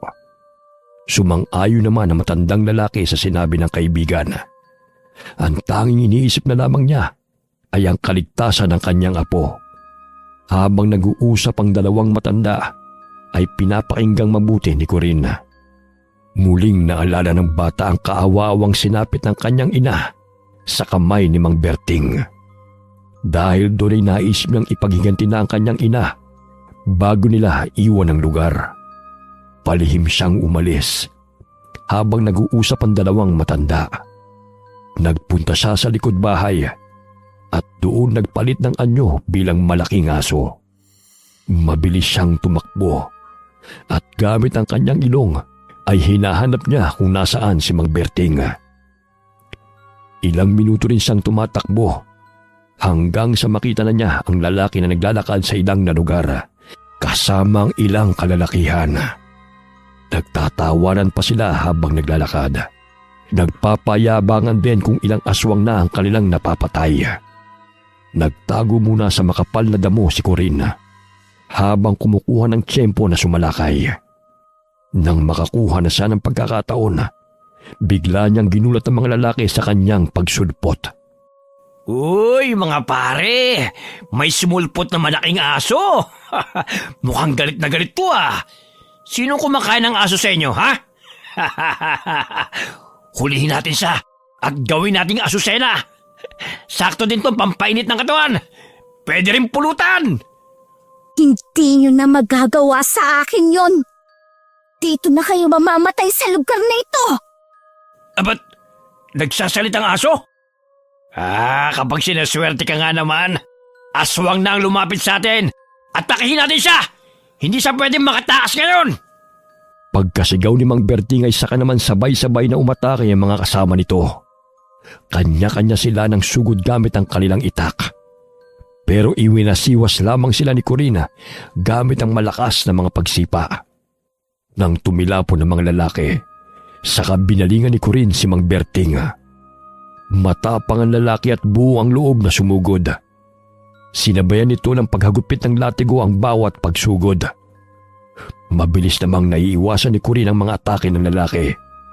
Puro galit ang nararamdaman niya rito. Isang malakas na kalmot ang ibinigay niya kay Mang Berting at tumama yun sa mukha ng lalaki hanggang sa tiyan. Nag-iwan yun ng mahaba at malalim na sugat. Lalo namang tumapang si Mang Berting kaya hindi ininda ang sakit ng sugat niya. Muli siyang sumugod sa aswang na aso. Bago pa lumapat ang latigo niya sa katawan ni Corina, nauna nang ilapat ng bata ang kanyang mga pangil. Bumaon ito sa balikat ng lalaki at sa kanya iwinasiwas. Napaigik pa ang lalaki nang bumagsak sa lupa. Sabay-sabay naman na sumugod ng mga kasama ni Mang Berting. Mabilis na iniwasan ni Corinne ang talim na mga itak nila. Hindi siniseryoso ni Corinne ang mga kasamang lalaki ni Mang Berting dahil wala naman silang kasalanan sa kanya. Tanging si Mang Berting lamang ang gusto niyang pagigantihan. Pinagtatapakan lang ni Corinne ang katawan ng mga lalaki nang bumagsak sa lupa para hindi na sila makabangon. Pagkatapos ay muling hinarap ng bata si Mang Berting. Ano? Masama na ang tingin mo sa aking aswang ka? Lalapain mo na ba ako? Dapat gawin mo na bago pa kita maunahan. Ikaw ang pumatay kay nanay. Dahil sa'yo, nawalan ako ng ina. Kaya dapat lang na mamatay ka. Para maramdaman din ng mga anak mo ang mawalan na magulang. Ikaw? Ikaw ang batang anak ni Carmen? Ganyan palang itsura mo kapag nasaan yung aswang ka. Isang malaking tuta. Hindi ako tuta. At dahil sa'yo, ipinagmamalaki kong aswang ako at lalapain ko mga kagaya mo. Galit na pinagkakagat ni Corinne ng lalaki. Napuno siya ng galit at hindi na nakapag-isip ng tama. Naputol na ang kanang braso ni Mang Berting dahil sa malakas niyang pagkagat. Ipinakita pa niya kung paano niyang nguyain ang brasong yun at saka nilunok. Nakita niya ang takot sa mga mata ni Mang Berting, pero itinatago lamang sa malalakas na pagtawa. Tama yan. Matakot ka sa akin. Ang batang aswang na ginawa mong ulila. Ipatnudakin sa'yo ang malupit kong paghihiganti. Sige! Patunayan mo sa akin na isa ka talagang aswang na lumalapa ng tao. Sige! Itinatanggi pa ninyong maglolo ang gawain yan. Pero ngayon, pinatunayan mong masama kang halimaw. Hindi kami masamang halimaw. Kayo ang masamang tao. Dapat sa inyo ay mamatay. Kung ang masamang aswang na sinasabi mo ay dapat mamatay, dapat ding mamatay ang masamang taong kagaya mo. Nang akmang ibubuka na ni Corinne ang kanyang bibig para lapain ang lalaki, bigla namang may bumundol sa kanya, dahilan para bumagsak siya sa lupa. Nang tignan niya kung sinong may gawa nito, nakita niya ang kanyang lolo. Hingal na hingal ito na tila mula sa mabilis na pagtakbo. Nasaan yung asong bagat ang lolo niya nang dumating?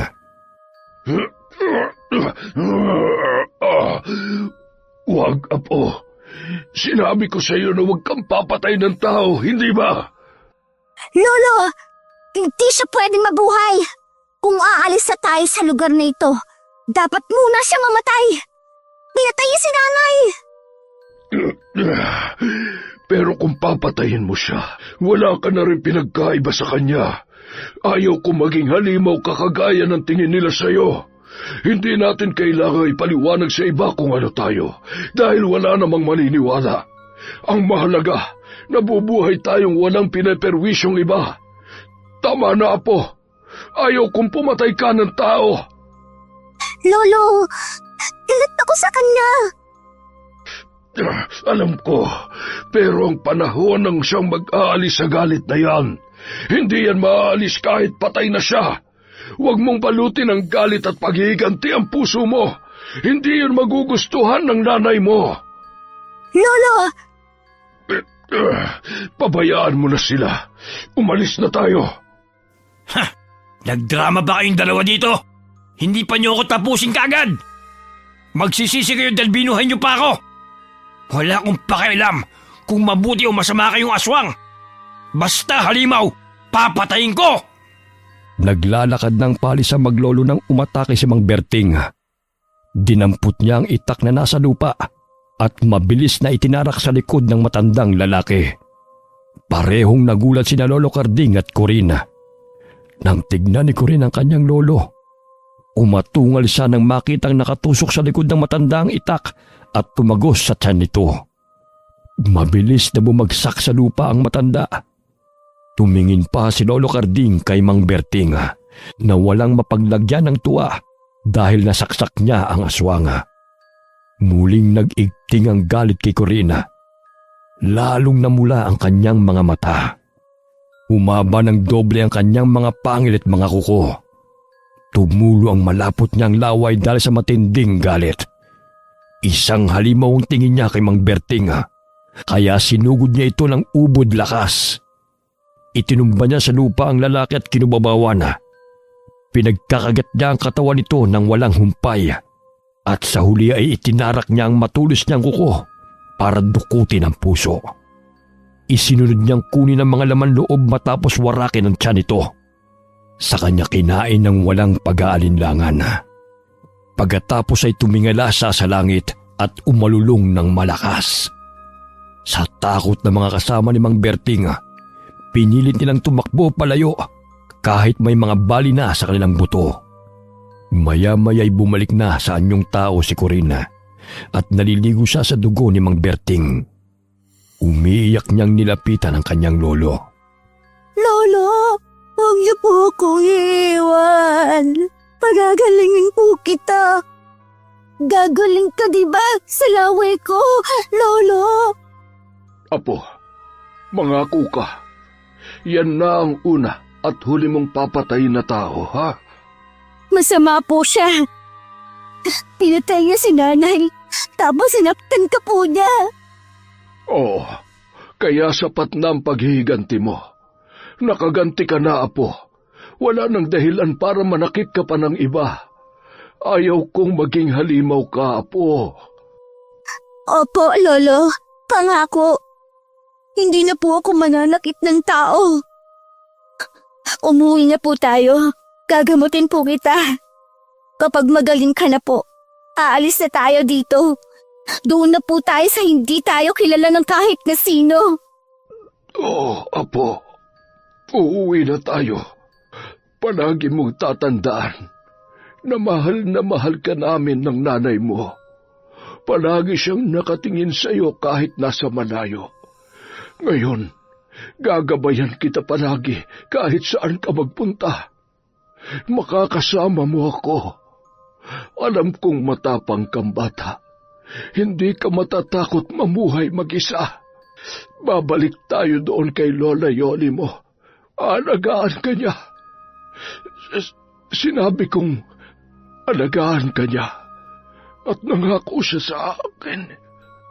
Lolo, huwag na po kayo magsalita. Lalong dumadami ang dugo na lumalabas sa sugat ninyo.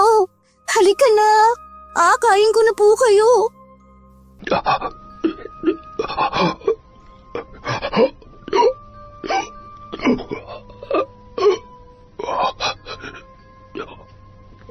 Mahal na mahal kita, Apo. Umuwi na tayo.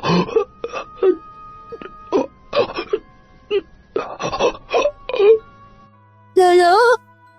Lolo? Magsalita ka pa po. Kausapin mo po ako, Lolo. Huwag mo akong iwan. Hindi ko po kaya mag-alapan. Niyugyug ni Corin nang makailang ulit ang kanyang lolo. Pero hindi na niya ito nagawa pang gisingin. Umiyak siya nang umiyak sa tabi ng matanda. Hindi niya ito magawang iwan at tuloy na siyang nawala ng pag-asang mabuhay. Ilang oras ang lumipas at sa kakahanap sa kanya ni Lola Yoli ay nakita rin siya. Umiyak ang matandang babae nang maabutan niya ang sinapit ng maglolo. Wala sa sariling isinakay ng matanda si Corin sa tricycle. Kinuha rin nila ang bangkay ng kaibigan at dinala sa kubo nilang maglolo. sa tabi ng puno ng bulak na malapit sa kubo. Doon nila inilibing ang matandang lalaki. Matapos tabunan ng lupa ang hukay, ay muling umiyak si Corinne. Nagsaaswang na bagat pa sa anyong malaking aso at pilit na hinuhukay ang labi ng kanyang lolo habang umaalulong. Panay naman ang awat sa kanya ni Lola Yoli. Tama na, Apo. Patahimikin mo na ang lolo mo. Maging matatag ka. Ayaw niya mabuhay ka sa galit at lungkot. Ang gusto niya maging matapang ka. Hindi kita pababayaan. Nabuharin niyo po ako. Matigas ang ulo ko. Bumalik ka na. Hindi ko po kaya mag-isa. Paano na po ako ngayon? Lolo. Ibiniling ka niya sa akin. Huwag ka na mag-alala. Saan na po ako pupunta, Lola? Mag-isa na lang po ako. Isasama kita sa probinsya ng kapatid ko. Doon muna tayo sa kanya. Babalik na lang tayo kapag malaki ka na. Kailangan na nating umalis. Magmadali ka. Magpapakabait na po ako, Lola. Hindi na po magpapasaway. Alam ko namang mabait kang bata. Kasi bait ka ng lolo mo. Hindi lang naging magandang kapalaran para sa'yo. Pero mula ngayon, magiging maayos na ang lahat. Hindi na nag-aksaya ng oras ang dalawa. Nang gabing yun ay inilisan nila ang lugar. Pumunta sila sa kapatid ni Lola Yoli na nasa Marinduque. Ilang taon ang lumipas nang bumalik ang maglola sa Capiz. Saktong panahon yun ng kanilang pagbalik dahil tahimik na ang kanilang lugar. Naging payapa na mula sa mga kwentong aswang. Wala na rin mga taong tumutugi sa ganoong mga halimaw. Malaki na ang pinagbago ng lugar dahil ang mga naroon ay naging magkakaibigan na at dumami na rin ang mga bahay. Binalikan ni Corinne ang lugar kung saan dati nakatayo ang kubo nilang maglolo. Iginala niya ang paningin sa paligid hanggang sa matuon ito sa umbok ng lupa sa tabi ng isang puno. Ginapangan na ng mga damo ang libingan ng kanyang lolo. Naroon pa rin ang puno ng bulak at naglalabas na ng mga bulaklak ang bunga nito. Lolo, bumalik na po ako. Kumusta na po kayo? Alam kong masaya po kayo ni nanay dyan. Mababait po kayong aswang, kaya tatanggapin po kayo sa langit. Salamat po pala, kasi bago kayo nawala, ibinilin po ninyo ako kay Lola Yoli. Napakabuti po niya. Meron po kayong isang napakabuting kaibigan. Hindi po niya ako pinabayaan. Salamat po ng marami kasi hanggang sa huli, ako pa rin po ang inisip ninyo. Mahal na mahal ko po kayo ni nanay. Nananalaytay pa rin po sa akin ang pagiging aswang. Pero mabuting aswang po ako. Tinupad ko po ang pangako ko sa inyo na hindi ako mananakit ng tao. Tama ka po. Masarap mabuhay na maraming kaibigan. Masaya na po ako ngayon. Salamat po sa lahat. Nandito ka na pala agad. Hindi ka pa nagpapahinga. Kadarating lang natin eh. Sa bagay, hindi kita masisisi. Alam kong nasabik din sa iyo ang lolo mo. Masayang masaya yun, Chuck. Kasi lumaki kang mabuting bata. Dahil yun sa inyo, Lola. Ginabayan po ninyo ako ni Lola Dan doon sa Marinduque. Marami po akong natutunan sa kanya. Lalo na kung paano kontrolin ang pagiging aswang ko. Kung hindi po dahil sa inyo, baka napahamak na po ako. Salamat po, Lola. Magiging masaya ang lolo mo kapag nagkita kami. Masasalamatan niya akong talaga.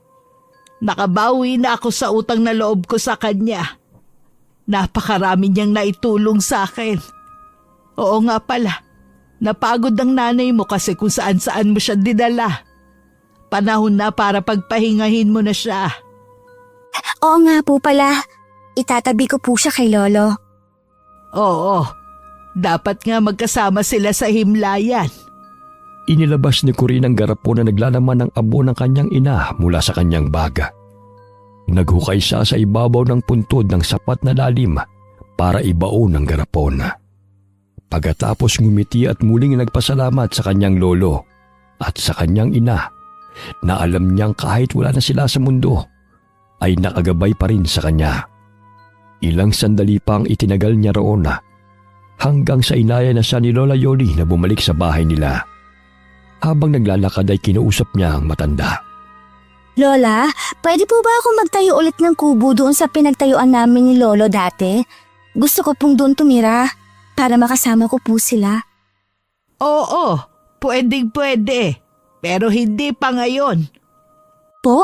Kailan po? Kapag nag-asawa ka na, abay kadalaga mong babae magbabahay ka mag-isa. Hindi pwede. Matatagalan pa po kung mag-aasawa ako. Saka, sa tingin niyo po, may magkakagusto sa akin? Bakit naman wala? Maganda ka naman. Pero isa po akong aswang. Mabuti kang aswang. Makakatagpo ka ng tunay na magmamahal sa'yo na hindi ka huhusgahan. At tatanggapin ka ng buong buo. Sabi niyo po naniniwala po ako doon. Pero sa ngayon po, bawal muna mag-asawa. Aalagaan ko pa po kayo, Lola. Sakto po at ang mga anak ninyo ay abala na po sa mga buhay nila. Ang mga apo naman po ninyo nagsisipag-aral pa. Ako na lang po ang mag-aalaga sa inyo. Ay, ikaw lang talaga. Kapag hindi mo inayos ang pag-aalaga sa akin, isusumbong kita sa lolo mo. Hala, si Lola! Ilang araw na ang lumipas at nagkaroon na rin ng mga kaibigan si Corinne. Dahil sa sekreto ng kanyang pagkatao, naging mailap siya sa mga tao. Pili lamang ang kanyang kinakaibigan. Hindi rin niya sinasabi sa mga ito ang pagiging aswang niya. Pero isang dayo ang kumuha sa kanyang atensyon. Malakas ang kutob niyang katulad niya rin ito. Nararamdaman niya at naamoy ang lalaking dayo. Alam niyang pareho silang nagpapakiramdaman. Hanggang isang araw, hinarang siya nito pagkagaling sa tindahan. Nakipagkilala ang lalaki at sinabing gustong makipagkaibigan. Inilahad pa nito ang kamay at ng kanyang abutin. Naramdaman niya ang bahagyang paghaba ng kuko ng lalaki. Nanlaki ang mga mata ni Corinne at kaagad na binawi ang kamay sa binata. Nang tignan niya ito sa mga mata, naging kulay pula na ito. Isang napakagandang ngiti ang iniwan sa kanya ng binata bago ito umalis. Dumagundong ang kaba sa kanyang dibdib sa di niya malamang dahilan. Dali-dali siyang umuwi sa bahay at ikinuwento yun kay Lola Yoli. Ano ka mo? May dayong aswang dito sa atin. Opo, Lola. Pero mukha naman pong mabait. Paano mo nasabing mabait? Nararamdaman ko lang po. Huwag kang makikipagkaibigan doon, ha? Delikado. Hindi ka dapat nakikipagkaibigan sa mga aswang. Baka mamaya masamang impluensya yan. Opo, kikilalanin ko po ng husto, Lola. Ano kikilalanin? Tumigil ka. Hindi ka makikipagkaibigan sa kahit na sinong aswang. Hindi na kumibo si Corinne. Hindi na siya nakipagtalo pa sa matanda. Pero mula noon, tuwing gabi, may isang magandang pusang kulay puti ang palaging tumatambay sa kanilang bakuran. Nangungusap ang mga mata nito sa tuwing nakatitig sa kanya. Pero kapag nilalapitan niya, ay mabilis namang umaalis ang pusa. Umalis? Ano yun? Nahiya? Lo? Connie, nasa ka na namang bata ka, ha? Nandyan na po, Lola! Dalian mo nga. Maglatag ka na at gusto ko nang matulog. Opo! Pagkatapos niyang ipaglatag ang matanda, ay inalalayan niya itong mahiga. Saka siya naupo sa may bintana at tinignan ng bakuran. Hinahagilap ng kanyang mga mata ang pusang nakita. Ano pa bang tinitignan mo riyan? Bakit hindi ka pa matulog? Lola, parang gusto ko pong mag-alaga ng pusa. Gusto ko yung kulay puting pusa. Ang ganda kasi ng mata niya eh. Tapos ang sarap niyang titigan. Mukha siyang mabait. Akala ko ba ayaw mo ng pusa? Di ba aso ka? Ngayon gusto mo na ng pusa? Po? Hindi naman po masama makipagkaibigan sa pusa, Lola. Dapat hindi po tayo namimili ng kaibigan. Tama ka. Pero matulog ka na. Isarado mo na ang bintana. Opo. Bago isarado ni Corinne ang bintana, nakita niyang muli ang puting pusa. Nakatingin ito sa kanya at kulay pula ang mga mata nito. Nginitian niya ang pusa, saka isinara ang bintana. Wakas.